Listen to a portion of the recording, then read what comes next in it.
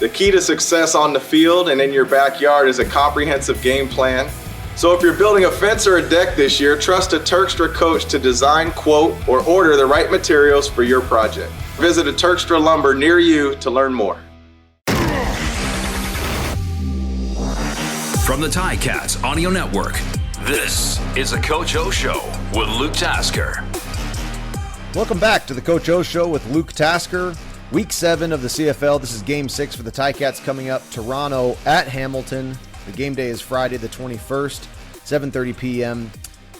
Reminder, fans, you can always send your questions for Coach O to gameday@ticats.ca. We have a good question later on in this episode. Coach, it's great to see you. Congrats on your team's second consecutive win. Yeah, no, appreciate it. It's winning is fun. That was a tough turnaround there, short week, and a lot of things that go into it. So super proud of everybody, coaches, the whole organization, players, obviously. Great team win. Put that in the rearview mirror and let's go forward. Went out to Edmonton, like you said, on the short week, and a few things to me seem like they're trending in the right direction. You know, 0-3 start, and there was a list of things that we were talking about, that turnovers, penalties, and things, and now you've got some things on the right track.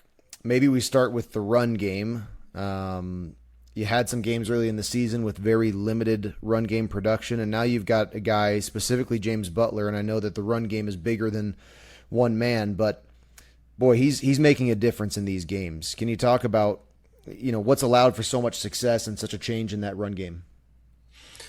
Well, first of all, he's just a phenomenal person that works hard. You know, when you acquire somebody like that, it's easy to talk about the tangible skills that you're acquiring and that he's, you know, X, Y, and Z.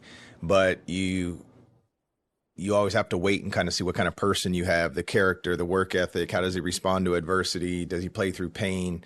There's so many things that you don't know when you acquire a player or a person, and he's been better than advertised in that area. As far as the high achievement here lately, I think there is a more of a commitment to the run, and I think that bodes well for most backs. Sometimes, you know, if you're a scat back and you got quick burst, sometimes you only need a few carries and you can make something big out of it. I'd put McAllister, I'd put Tyreek kind of in that category.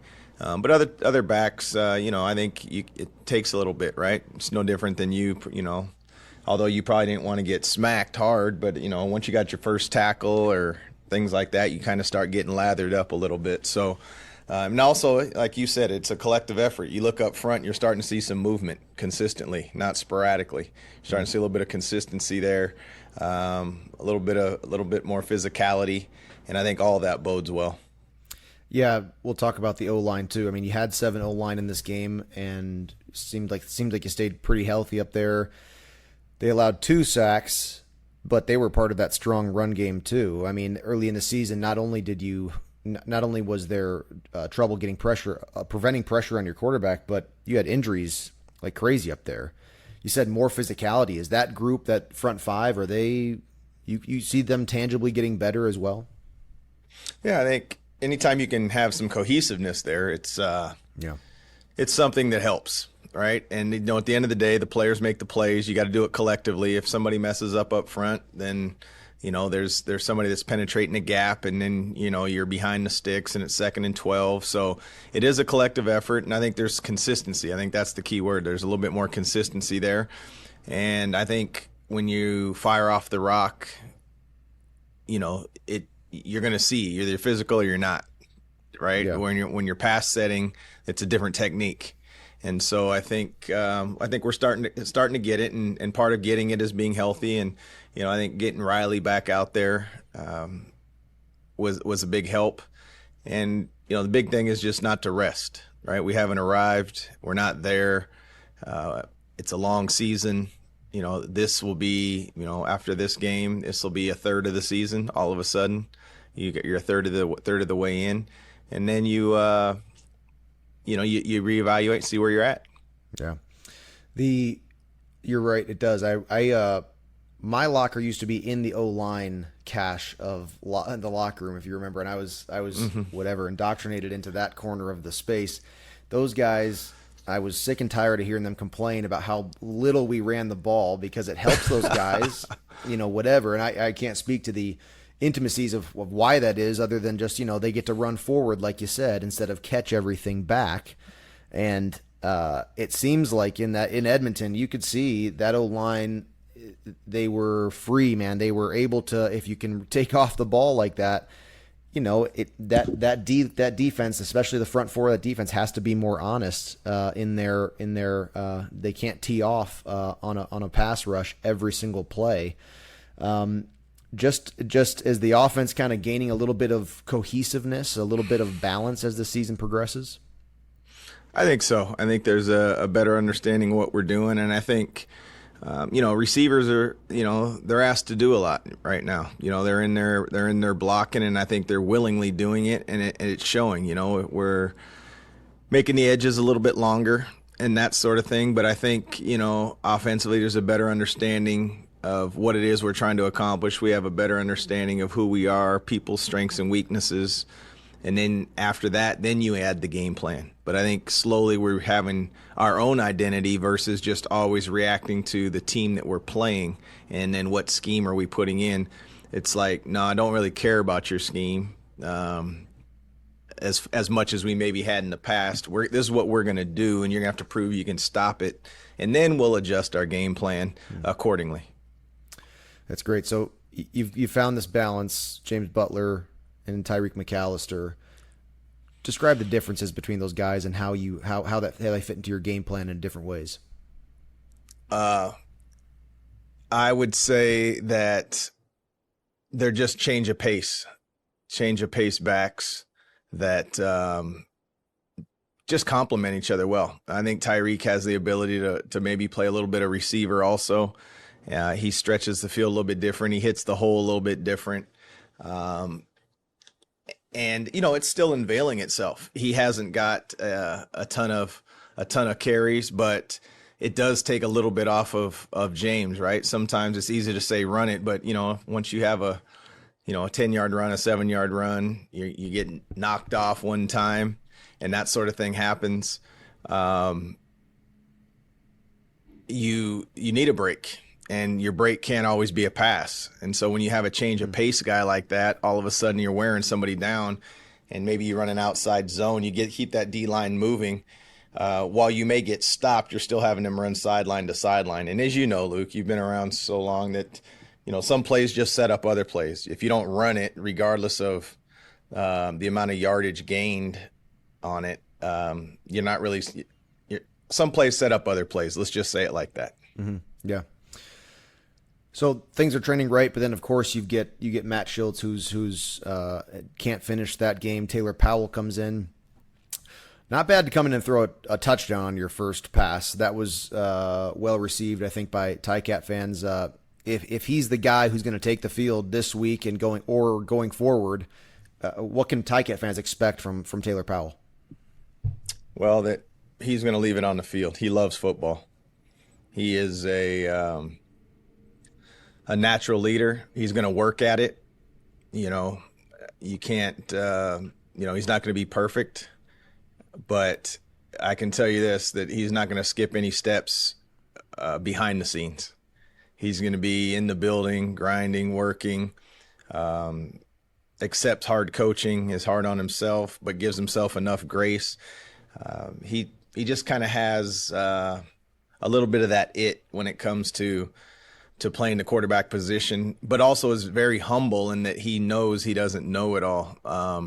So that's what you can expect. You're going to have to just really not judge everything on every throw and the expectations, right? Mm-hmm. As he plays more, there's going to be a book on him. Right. So sometimes quarterbacks come in and do really well, and then all of a sudden you get D coordinators and other teams staring at every little habit that you have.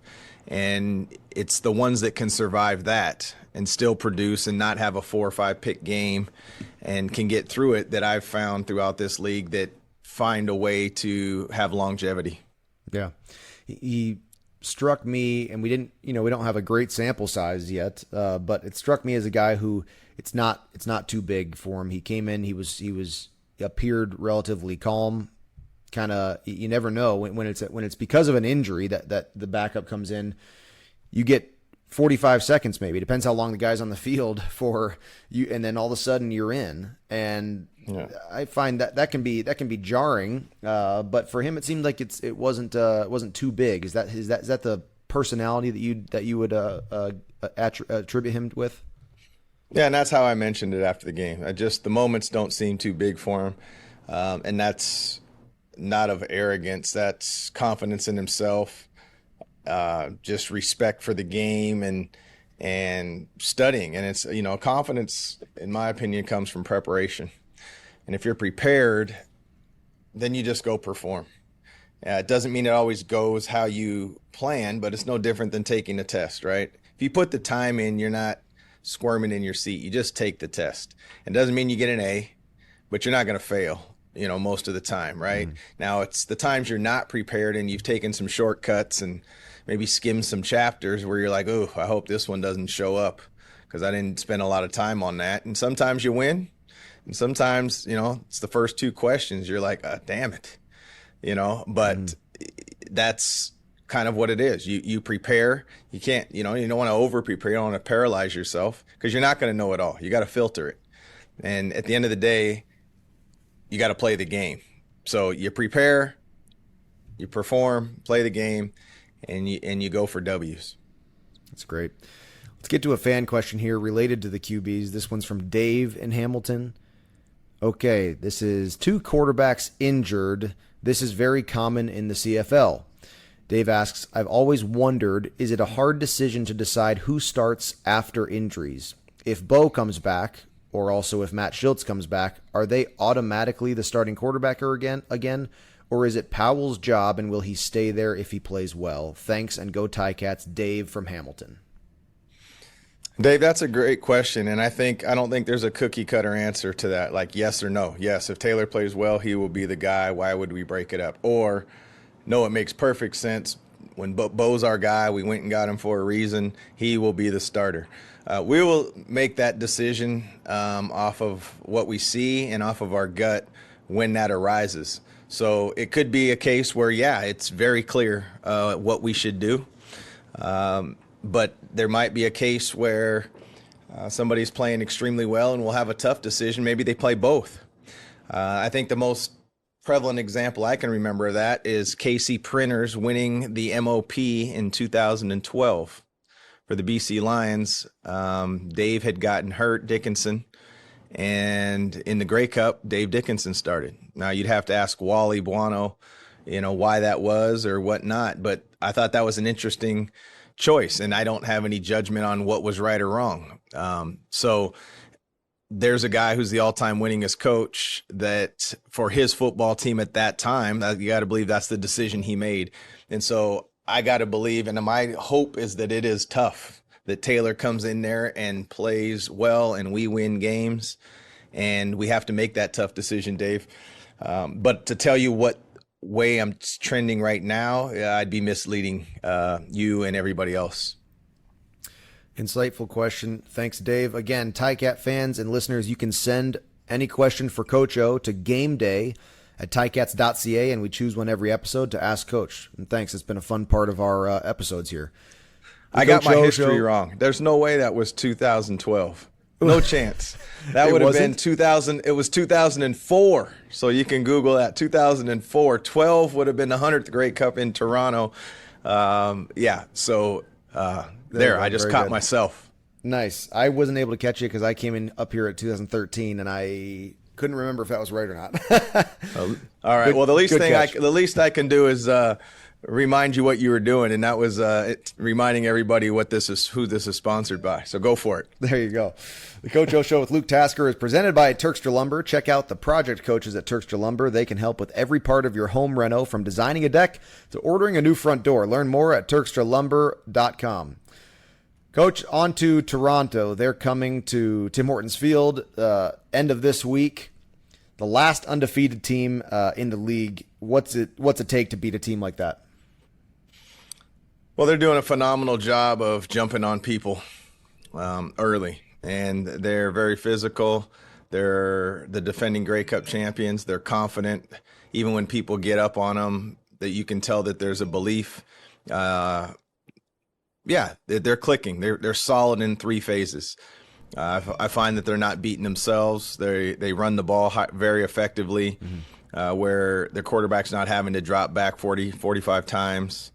And it's boded well for them. And they've had to, they've withstood whatever they've went through, and so we're going to have a big challenge ahead. But shoot, division game, they're probably the best team in the league currently.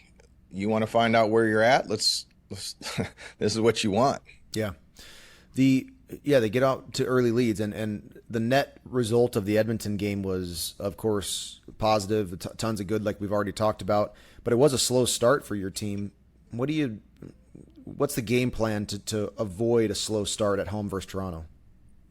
Just to capitalize. Like part of that starting slow was, we muffed the opening kickoff. Yeah. And that's what I'm most proud of, though, is shoot, on the road, short week, could have turned on each other, could have said, hey, what the heck? All there was support for that player, that person.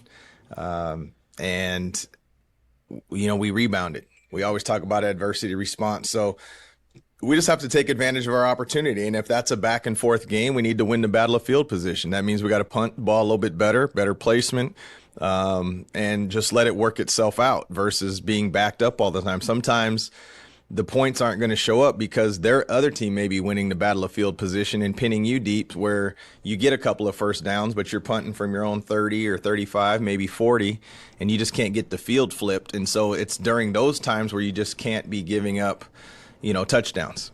Mm-hmm. So it's about keeping the ball on offense, getting off the field, and then obviously when you do have to punt or cover, you got to be highly effective on special teams. Yeah. Such a different layout for the CFL season this year, and I can't remember, honestly, if you and I have discussed this point yet or not, but we've been talking about it on the Ticats audio network, that you're loaded in the East to start the season, and it felt like it was never that way when I played. I don't know. It felt like you had a long runway into the East Division games, and in 3 weeks from now, which will be the halfway point of the season, almost, not even, you'll have played twice against each of your East Division opponents. It's a little different. I mean, the season, it's going to take shape quicker than other years, and it's almost like you got to find your rhythm and find your A game. Your team's got to be on top of things way earlier than sometimes it does. It's a little different, don't you think?